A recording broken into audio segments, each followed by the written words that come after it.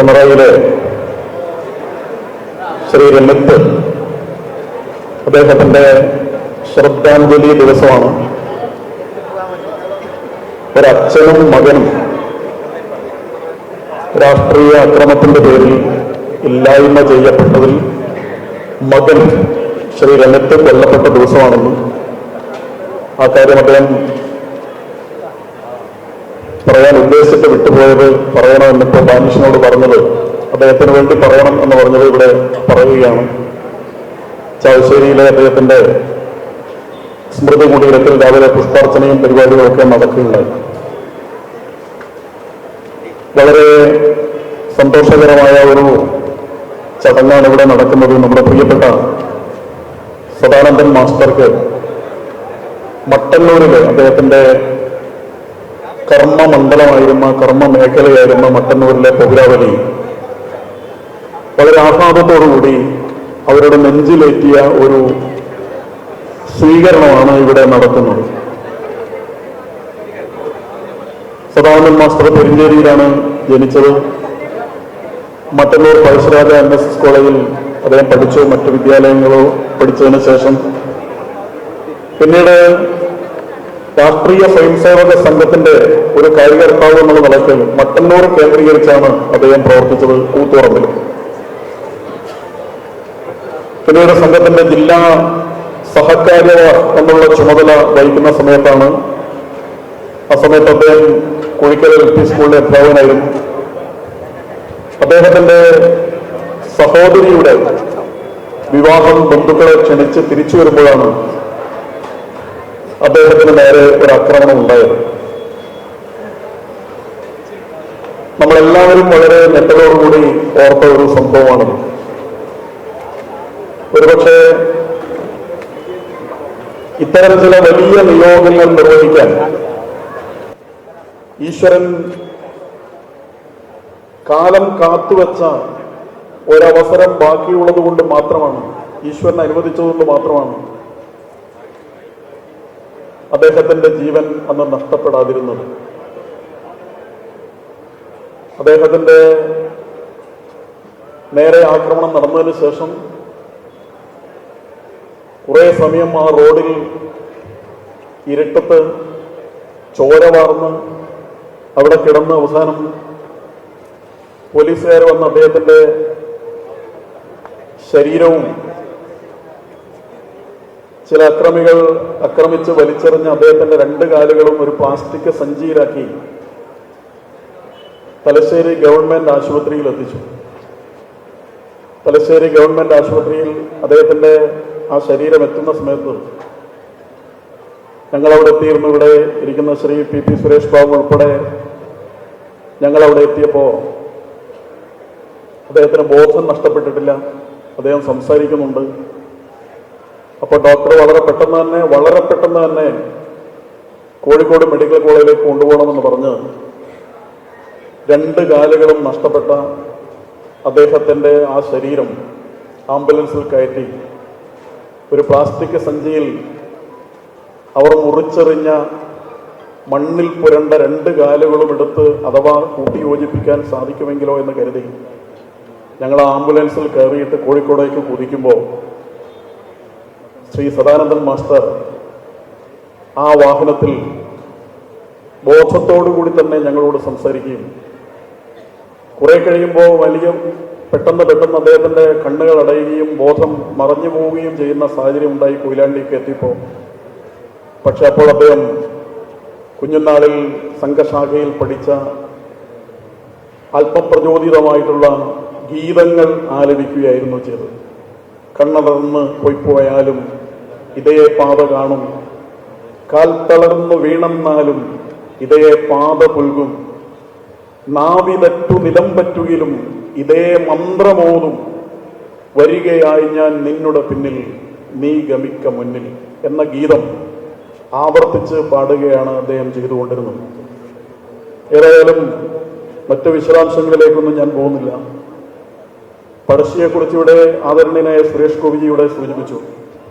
സാമ്രാജ്യത്വത്തിനെതിരായിട്ടുള്ള പോരാട്ടത്തിൽ നമ്മുടെ നാടിന്റെ ആത്മാഭിമാനത്തിന്റെയും ദേശീയ ബോധത്തിന്റെയും കുന്തമുനയായി ബ്രിട്ടീഷുകാർക്കെതിരായി അടരാടി സൂര്യനസ്തമിക്കാത്ത ബ്രിട്ടീഷ് സാമ്രാജ്യത്തെ വയനാടൻ മലനിരകളിലും നമ്മുടെ ഈ കണ്ണൂർ ജില്ലയിലെ പല പ്രദേശങ്ങളിലും ക്ഷാവരപ്പിച്ച അതുല്യനായ ധീരനായ ദേശഭക്തനായ പടനായകനായിരുന്നു. കാടേ നമുക്ക് ഗതി എന്ന് പറഞ്ഞുകൊണ്ട് വനം കേന്ദ്രമാക്കി കൊടുങ്കാട് കേന്ദ്രമാക്കി പോരാടിയിരുന്ന, സ്വാതന്ത്ര്യത്തിന് വേണ്ടി പോരാടിയിരുന്ന പഴശ്ശിരാജാവ്. അദ്ദേഹത്തെക്കുറിച്ച് വളരെ വിശദമായി പഠിച്ച ശ്രീ കൃഷ്ണകുമാർ കണ്ണോത്തൊക്കെ ഇവിടെ ഉണ്ട്. നിരവധി പുസ്തകങ്ങളും ലേഖനങ്ങളൊക്കെ അതിനെക്കുറിച്ച് അദ്ദേഹം എഴുതിയിട്ടുണ്ട്. ആ പഴശ്ശിരാജാവ് നമ്മുടെ രാഷ്ട്രത്തിന്റെ സ്വാതന്ത്ര്യത്തിന് വേണ്ടിയായിരുന്നു പോരാടിയിരുന്നത്. 1947 ആഗസ്റ്റ് മാസം 15-ാം തീയതി ആ സ്വാതന്ത്ര്യം നമ്മുടെ ദേശീയ നേതാക്കന്മാരുടെയും കോടിക്കണക്കിന് ജനങ്ങളുടെയും സമരത്തിന്റെ ഭാഗമായി നമുക്ക് ലഭ്യമായി. ആ സ്വാതന്ത്ര്യം എന്നത് നമ്മൾ ഇഷ്ടപ്പെടുന്ന രീതിയിൽ ചിന്തിക്കാനും എഴുതാനും പറയാനും സംസാരിക്കാനും ഇഷ്ടപ്പെട്ട ആശയങ്ങളിൽ വിശ്വസിക്കാനും എല്ലാമുള്ള സ്വാതന്ത്ര്യമാണ്. പക്ഷെ നമ്മുടെ രാഷ്ട്രം 1947 ആഗസ്റ്റ് 15-ന് നേടിയ ആ സ്വാതന്ത്ര്യം നമ്മുടെ കണ്ണൂർ ജില്ലയിൽ അനുവദിക്കപ്പെട്ടില്ല. എനിക്ക് വിശ്വസിക്കുന്ന ആദർശത്തിൽ വിശ്വസിക്കാനുള്ള എൻ്റെ സ്വാതന്ത്ര്യം, അതിനുവേണ്ടി പ്രവർത്തിക്കാനുള്ള എൻ്റെ സ്വാതന്ത്ര്യം ഈ കണ്ണൂർ ജില്ലയിൽ ലക്ഷക്കണക്കിന് ആളുകൾക്ക് നിഷേധിക്കപ്പെട്ടു. ഏതെങ്കിലും ഒരു പാർട്ടി പറയുന്നത് മാത്രമാണ് ശരി, ആ പാർട്ടി പറയുന്നതിനനുസരിച്ച് ചിന്തിച്ചു കൊള്ളണം, ജീവിച്ചു കൊള്ളണം എന്ന തിട്ടൂരം ഇവിടെ ഉണ്ടായി. ആ തിട്ടൂരത്തിന്റെ ഭാഗമായി ഒരുതരം സാമ്രാജ്യത്വം ജന്മിത്വം ഇവിടെ അരിയിട്ട് വാഴ്ച നടത്തുകയാണ് ചെയ്തത്. നമ്മുടെ രാജ്യം നേടിയ സ്വാതന്ത്ര്യം, പരിമിതമായ സ്വാതന്ത്ര്യം പോലും നമ്മുടെ ഈ ജില്ലയിൽ നിഷേധിക്കപ്പെട്ട സന്ദർഭത്തിലാണ് അതിനെതിരായിട്ടുള്ള ഒരു പോരാട്ടം ഇവിടെ ആരംഭിക്കുന്നത്. ആ പോരാട്ടം സ്വാതന്ത്ര്യത്തിന് വേണ്ടിയുള്ള പോരാട്ടമാണ്. ഇഷ്ടപ്പെട്ട ആശയങ്ങളിൽ വിശ്വസിക്കാനും പ്രചരിപ്പിക്കാനും വേണ്ടിയിട്ടുള്ള സ്വാതന്ത്ര്യമാണ്.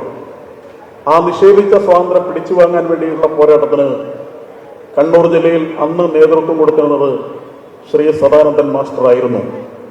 അദ്ദേഹത്തിന്റെ നേതൃത്വത്തിൽ അദ്ദേഹത്തിന്റെ സഹപ്രവർത്തകന്മാർ ആ ഒരു പോരാട്ടം നടത്തുന്ന സമയത്ത് അക്രമത്തെ അക്രമം കൊണ്ട് നേരിടുക എന്ന അർത്ഥത്തിലല്ല.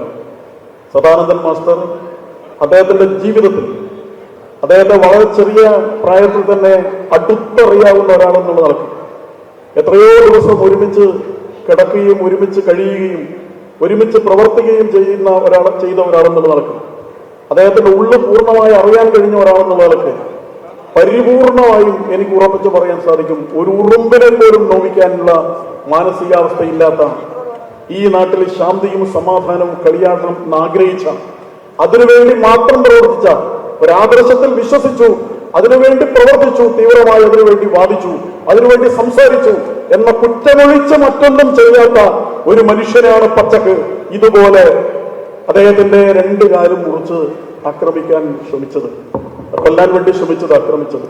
പക്ഷെ അദ്ദേഹം ആ സമയത്തും അതിനുശേഷവും ഞാൻ ഓർക്കുകയാണ്, അദ്ദേഹത്തിന് ഒരു 6 മാസത്തെ ചികിത്സ കഴിഞ്ഞതിന് ശേഷം അദ്ദേഹം പഠിപ്പിച്ചിരുന്ന വിദ്യാലയത്തിൽ ഇതുപോലൊരു പരിപാടി നാട്ടുകാർ സംഘടിപ്പിച്ചിരുന്നു. ആശുപത്രി തിരിച്ചു വന്നതിന് ശേഷം അദ്ദേഹം 1 മണിക്കൂറോളം അതിൽ സംസാരിച്ചിരുന്നു. ആ 1 മണിക്കൂർ സംസാരിച്ചപ്പോ ആ 1 മണിക്കൂറിനിടയിൽ തനിക്ക് നേരെ നടന്ന ആക്രമണത്തെക്കുറിച്ചോ തന്നെ ഇത്രയും നിഷ്ഠൂരമായി ആക്രമിച്ചവരെ കുറിച്ചോ ഒരു വാക്ക് പോലും സദാനന്ദൻ മാസ്റ്റർ സംസാരിച്ചിരുന്നില്ല എന്നത് അന്ന് അവിടെ കൂടിയിരുന്ന മുഴുവൻ ആളുകൾക്കും അത്ഭുതമായിരുന്നു. അദ്ദേഹത്തിന്റെ അതിനുശേഷമുള്ള ജീവിതവും അങ്ങനെ തന്നെയാണ്. തന്നെ ഈ രീതിയിൽ വേദനിപ്പിച്ച അദ്ദേഹത്തിന്റെ വേദന എന്ന് പറഞ്ഞാൽ 24 മണിക്കൂറും അദ്ദേഹത്തിന്റെ വേദനയാണ്.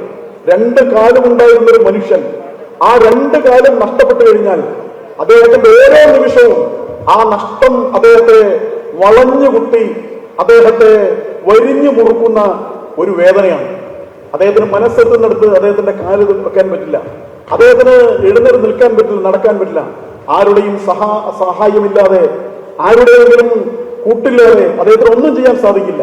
പക്ഷേ ഇതിനിടയിൽ ഒരിക്കൽ പോലും തന്നെ ആക്രമിച്ചവർക്കെതിരായി അല്ലെങ്കിൽ അതിന് പ്രേരിപ്പിച്ചവർക്കെതിരായി സദാനന്ദൻ മാസ്റ്റർ തന്റെ വ്യക്തിപരമായ ആ നഷ്ടം പറഞ്ഞുകൊണ്ട് ആർക്കെതിരായിട്ടും ഒരു വാക്കുപോലും മോശമായി ഉച്ചരിച്ചിട്ടില്ല. ഇങ്ങനെയുള്ള വിവേകം, പക്വത, ഇങ്ങനെയുള്ള ഒരു മനോഭാവം ഈ രാഷ്ട്രീയത്തിൽ പ്രത്യേകിച്ചും കണ്ണൂർ ജില്ലയിൽ എത്ര പേർക്കുണ്ടാവും, എത്ര പേർക്ക് കാത്തു സൂക്ഷിക്കാൻ സാധിക്കും എന്നുള്ളത് വളരെ പ്രധാനമാണ്. അപ്പൊ അതുകൊണ്ട് തന്നെ അദ്ദേഹത്തിന് നേരെ നമ്മൾ ആരും ആഗ്രഹിക്കാത്ത രീതിയിലുള്ള ഈ സംഭവം ഉണ്ടായിട്ടുണ്ട്. അദ്ദേഹത്തിന്റെ വികാരം പ്രകടിപ്പിക്കാനും അത് വിളിച്ചു പറയാനും ഒക്കെ ആരുടെങ്കിലും വിളിച്ചു പറയാനും ഒക്കെ അദ്ദേഹം സാധിക്കുമായിരുന്നെങ്കിലും അതെല്ലാം ഉള്ളിലൊതുക്കിയാണ് അദ്ദേഹം ജീവിച്ചത്. നമ്മുടെ നാട്ടിൽ സമാധാനം ഉണ്ടാകണം എന്ന ആഗ്രഹത്തിന്റെ അടിസ്ഥാനത്തിലാണ്. ഏതായാലും 30 വർഷത്തിന് ശേഷം ഈ ഒരു ചടങ്ങ് ഇവിടെ നടക്കുന്ന സമയത്ത് ഇവിടെ നമുക്കെല്ലാവർക്കും നമ്മുടെ നാട് മാറിയ നമ്മുടെ ജില്ല, തിരിച്ചു വന്ന സമാധാനം, തിരിച്ചു വന്ന സൗഹൃദങ്ങൾ, അതുപോലെ തന്നെ എല്ലാവരും ഒരുമിച്ച് നാടിന്റെ നന്മയ്ക്ക് വേണ്ടിയാണ് പ്രവർത്തിക്കേണ്ടത് എന്നുള്ള ചിന്ത, ആ ചിന്തയൊക്കെ വ്യാപകമായി വരുന്ന ഒരു കാലമാണ്. നിശ്ചയമായും അക്രമം കൊണ്ട് ആരും ഒന്നും നേടുന്നില്ല എന്നുള്ള തിരിച്ചറിവ്, ആ തിരിച്ചറിവ് നമ്മുടെ നാടിന്റെ ഒരു വികാരമായി മാറിയൊരു സാഹചര്യമാണ്. അത്തരമൊരു സാഹചര്യത്തിലാണ് ശ്രീ സദാനന്ദൻ മാസ്റ്റർ നമ്മുടെ രാജ്യത്തിന്റെ പരമോന്നതമായ ആ നിയമനിർമ്മാണ സഭയിലേക്ക് നമ്മുടെ രാജ്യത്തിന്റെ പ്രതിനിധിയായി, രാജ്യത്തിന്റെ നോമിനേഷനായി അദ്ദേഹത്തെ തെരഞ്ഞെടുക്കുന്നത്. അത് അദ്ദേഹം അന്ന് എല്ലാവരോടും പറഞ്ഞതുപോലെ ഒരു വ്യക്തി എന്നുള്ളവർക്ക് തനിക്ക് കിട്ടിയ ഒരു അംഗീകാരം എന്നതിലുപരിയായി ഈ നാടിന്റെ ജനാധിപത്യ അവകാശങ്ങൾക്ക് വേണ്ടി, സ്വാതന്ത്ര്യത്തിനു വേണ്ടി പോരാടി ജീവൻ ത്യജിച്ച, സർവ്വതും നഷ്ടപ്പെട്ട, വീട് നഷ്ടപ്പെട്ട, ഉഭയങ്ങൾ നഷ്ടപ്പെട്ട, സർവ്വതും നഷ്ടപ്പെട്ട, അംഗവിഹീനരാക്കിപ്പെട്ട ഒരുപാട് ആയിരക്കണക്കിന് ആളുകളുണ്ട്. അത്തരം ആളുകളുടെ സ്മരണയ്ക്ക് മുമ്പിൽ തിലോദകമായി തനിക്ക് കിട്ടിയ ഈ സ്ഥാനലബ്ധിയെ സമർപ്പിക്കുന്നു എന്നാണ് സദാനന്ദൻ മാസ്റ്റർ പറഞ്ഞത്. രാഷ്ട്രം നമ്മുടെ ഈ നാട്ടിൽ ജനാധിപത്യ അവകാശങ്ങൾ സംരക്ഷിക്കാൻ വേണ്ടി പോരാടി പൊരുതിയ ആളുകൾക്ക് നൽകിയ ഒരു ഉപഹാരവും അനുമോദനവും സ്ഥാനലബ്ധിയുമാണ് സദാനന്ദൻ മാസ്റ്റർക്ക് നൽകിയത് എന്നത് കാര്യത്തിൽ യാതൊരു സംശയവുമില്ല. അദ്ദേഹത്തിന് ഒരു MP എന്നുള്ള നിലയിൽ അദ്ദേഹത്തിന് ഏറ്റവും പാവപ്പെട്ട അടിസ്ഥാന ജനവിഭാഗത്തിൽപ്പെട്ട ആളുകളുടെ വികാരവും വേദനയും അവരുടെ പ്രശ്നങ്ങളും എന്താണെന്ന് ആരും പറഞ്ഞു കൊടുക്കാതെ മനസ്സിലാവുന്ന ഏറ്റവും നല്ല തെളിഞ്ഞ മനസ്സിന്റെ ഉടമയാണ് സദാനന്ദൻ മാസ്റ്റർ. അദ്ദേഹത്തിന് ഈ MP സ്ഥാനം ഈ സമൂഹത്തിലെ ഏറ്റവും പിന്നാക്കക്കാരായ പാവപ്പെട്ട ആളുകൾക്ക് വേണ്ടി പ്രവർത്തിക്കാൻ സാധിക്കട്ടെ എന്ന് ആശംസിക്കുകയാണ്. അദ്ദേഹത്തിന്റെ ഓഫീസ് എല്ലാവർക്കും വരാനും അവരുടെ കാര്യങ്ങൾ അറിയിക്കാനും അവതരിപ്പിക്കാനുമുള്ള ഒരു കേന്ദ്രമായി മാറട്ടെ എന്ന് പ്രാർത്ഥിക്കുകയാണ്. എല്ലാ തരത്തിലുള്ള ആയുരാരോഗ്യവും ജഗദീശ്വരോട് പ്രാർത്ഥിക്കുന്നു. നമസ്കാരം.